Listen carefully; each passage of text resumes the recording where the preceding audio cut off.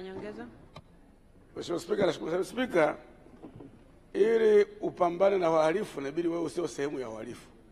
Sasa ili Watanzania na hasa bunge tupigane vita ya usagaji na ushoga. Je, serikali ipo tayari kuweka masharti hapo na mashine hapo nje?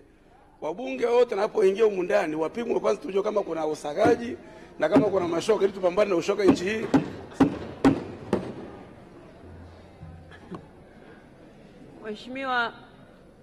Mheshimiwa Waitara, hilo swali linaelekezwa kwa waziri au kwangu?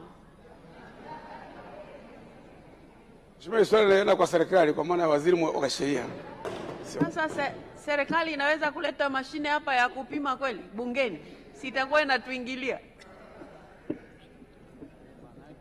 Sawa, sasa kama swali lilikuwa linaelekezwa kwangu, mimi siwezi kuuliza swali nikiwa hapa mbele. Kwa hiyo Mheshimiwa Waziri, pia hilo swali kwa kuwa halikuhusu wewe, kwa hiyo hilo sitakupa nafasi ya kulijibu. Mheshimiwa